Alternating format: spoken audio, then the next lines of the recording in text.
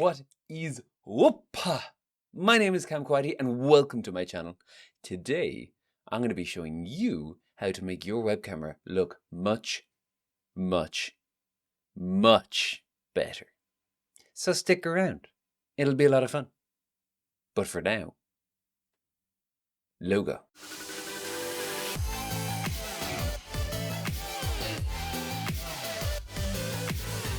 So, you did the thing. You got the software, you got the web camera, you got the microphone. You are ready to be up there among the streaming giants. But you open up your web camera and it looks like this. What do you even do? Fear not, I've got you covered. In this video, I'm going to go through what you can do both outside of the camera and inside of your software to make your web camera look infinitely better. It's going to go from this to like this. You can't even see it. It's going to be off the charts. Yeah. When talking about cameras, especially with web cameras, there's something you have to remember. The reason why a web camera will look much different from, say, a mirrorless camera or DSLR is because of the sensor size.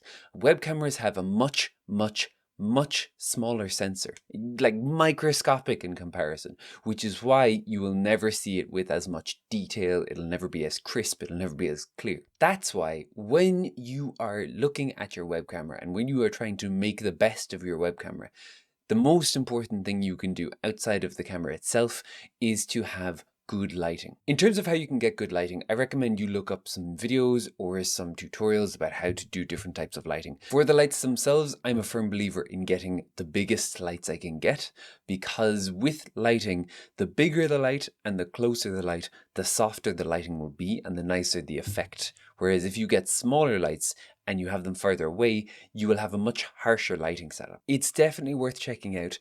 I recommend going with the lighting panels as opposed to the big soft boxes, primarily because the big soft boxes normally have filament light bulbs which get hot over time, whereas the LED panels do not get hot over time. And if you're streaming for more than 2 or 3 hours, the heat is going to start to get to you. If lights are not an option at the moment, but you have a second screen, what you can also do is you can open up Notepad on that second screen, which will act as a bright light itself. As for the software side of stuff, let's jump straight on over into OBS and I will show you step by step what I do to make my web camera look better. So let's go.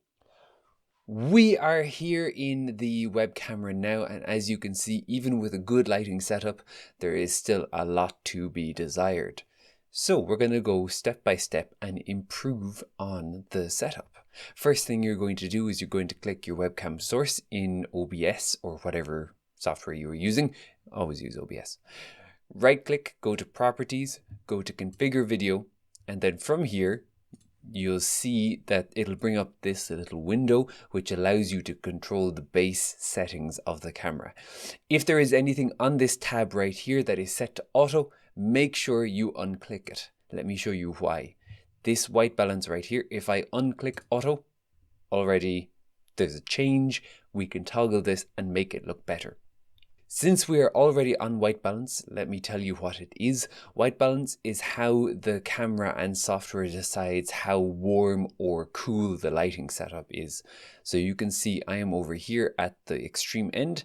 I can toggle it back here and I can make it much cooler. And if I just play around with this to try and get a natural skin tone, you can see already with this here, this looks infinitely better.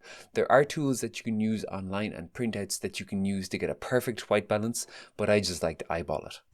The next one is contrast. That is the difference between the lighter colors and the darker colors. The higher the contrast, the stronger there is a difference between those two colors. The lower the contrast, the more gray tones you'll start to see. The contrast, I like to keep it pretty standard. We will be using OBS filters anyway, so keeping it relatively neutral is the way to go. For saturation, that is going to be how strong or weak the colors are. So if I bump up the saturation, you can see everything goes much more vivid And if I bump it down, everything goes much more grayscale. I like to bump it up just a little bit to get a bit more of a pop with the colors. The next thing you have here is the sharpness. This is, as it sounds, going to be how sharp, how defined the image is. Even just by bumping that up a little bit, you can see how much of a difference it made. If I go here and then I bump it up here, you can tell that there is actually a huge difference in the clarity. I like to keep it about the midway here, not too much, but not too little. You can see when you bump it up, everything gets much more granular. You can see that there's patterns on the left side of the screen that start to become more apparent. So a little bit halfway between the middle and the top end is a good way to go. The next setting we have here is backlight compensation. Normally what this tries to do is if you have a strong light source behind you that is almost overshadowing you and making you very hard to see, backlight compensation will allow compensation for that. We don't need that in this case because we don't have any strong light source behind us, so we will just keep that at 0. The last one we have is the gain. If you are familiar with cameras, gain is a little bit like ISO. It tends to bump up the signal in the image and tends to make the image brighter, but at the cost of introducing some noise to the image or some pixelation. Again, if you have a good lighting setup, you don't need to toggle this, and ideally you wouldn't. Power line frequency is for certain types of flickering light sources. Again, this is kind of on a per use basis. So we can click apply there. We can go to the camera control tab. I wouldn't recommend toggling many of these because unlike the previous tab, these are better to be left automatically decided. You can see the zoom here is going to zoom in and out. I would recommend keeping it at the lowest level of zoom to preserve as much image quality as you can. You have your focus, which is like autofocus. You always want autofocus unless you're doing something specific. Your exposure is one that you could toggle. Exposure is a little bit like brightness, but it leans more towards affecting the lighter colors. So if I turn off exposure, you can see I have a greater level of control over my image here. I would say leave it at the default, toggle the previous tab and leave this at automatic. Once you have finished making all of your changes, make sure to click apply and then click OK. From there, you can choose to toggle your camera resolution as well if you want. Depending on what kind of web camera you have, this might have different options. You have the resolution, which ideally you would keep at either 1080p or 720p because of two reasons. Number one, you're going to be cutting down the size of the image to fit beside the game, so you don't need to have a very high resolution image, but also number two, the higher resolution the image, the more computer processing power it takes, and you don't want to tax your system too much. You have your FPS or your frames per second. You should match this to your stream output.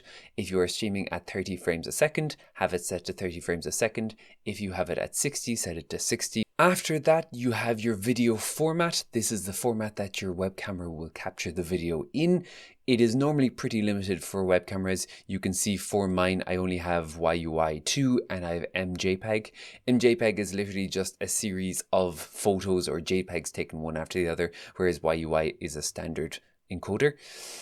I would recommend using whichever one is the easiest one to use. For me, it is MJPEG. YUI2 only offers 5 frames per second, so it is obviously not what I am looking for, but you can also just leave it at any if you want. Here you have the color space. This takes a lot of explanation, so I won't really go into it that much, but what I will say is if you have any other options other than 709, I wouldn't recommend choosing them. Go for 709, that is the latest standard that we have that is available from these two. 601 is the older standard, so go for 709, it's just going to be better. Trust me. Once you've finished selecting all of the options, make sure to click the OK button, and you can see from here, this image right here looks much better than it did when we first opened up the web camera. There are a few more things that we're going to do and then we will be finished. What we're going to do next is we're going to add 2 filters to the web camera. So what you do is you select the web camera source, right click, go to filters, and then from here, we're going to right click again, we're going to click add, and then we're going to click denoising. We covered this in the previous video, but the denoising filter will remove some of that noise from lower level camera sensors and it will make a much smoother image, so it looks nicer. I will say that this will use some extra computing power, so if your system is not as beefy, then you might consider taking this off. But you can see now that we've turned this on, there's much less jitter, there's much less static or noise in the image. If I turn this off again, you can see, especially up around here, it's not as nice an effect. But when we turn it on again, it's much, much smoother and much nicer. This is not compulsory, and again, because we will have the webcam image minimized beside the game for most of the streaming setup, you don't need to do it, but for the moments when you have a bigger setup or when you're on a just chatting screen, this can be nice to use. The second filter that we're going to add is going to be the color correction filter. This is very similar to the menu that we had previously in the camera itself. However, this is going to be on the software side and is much better to use than adjusting the camera itself. The reason we adjusted the camera was to make sure everything was at a good baseline, but then any corrections that you want to make, we would use this to make them. So in this menu, you can see a couple of different options. Most of them you should probably recognize by now. The gamma is very similar to the exposure. It adjusts the brightness of the image, but it is weighted towards brighter light. So if I toggle it up here, you can see that the white light doesn't change that much, whereas any of the darker parts of the image do change.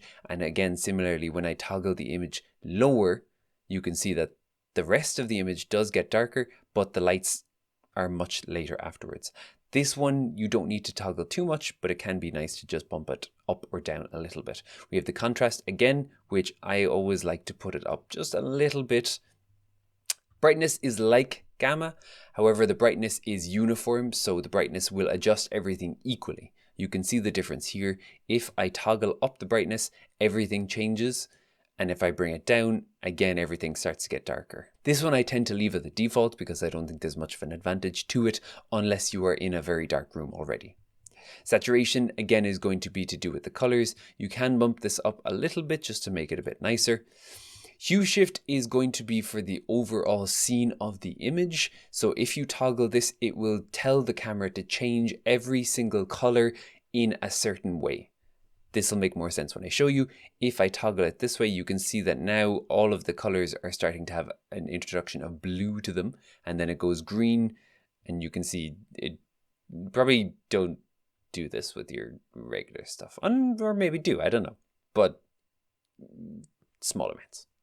And then you have your opacity, which is just like your visibility. If I turn this down, I will start to disappear, and then you can't see me anymore. So I'll put myself back here because, you know, what good is a web camera if you can't do anything with it? The last thing you can do is you can apply a LUT. A LUT stands for a look up table, and it is essentially a way of telling the camera to change every single color in a specific way. It's a little bit like the hue shift, but it's very targeted, and it can make a big difference depending on the type of LUT that you choose. What I will do is I will put some links to free LUTs in the description below, and then you can test them out there yourself and decide which one you like. Me personally, I like the more subtle ones. So you can see here, this one is a very subtle one. It's very hard to notice, but when I turn it down, you can see the difference that it makes. It's a very subtle one, but I think it really adds to it, and it makes a much smoother, much nicer image. Maybe not 100%, maybe something like 50%, but the difference between this and this is just, it's nice, but it's subtle. Some other examples would be something like this, which is again a very subtle one. And then you have ones that are maybe slightly not as subtle and much more obvious, but it's up to you. It's down to your personal preference. Different strokes for different folks. And there you have it. We have gone over what you can do to make your web camera image look better. You can see that we have made it look much better than how it did originally through just tweaking a few settings and adding on a few filters. If you have any other questions or you want to see how anything else is done, put them in the comments below and I will be sure to make a video on them. If you liked what you saw, why don't you like and subscribe to see more of this in the future.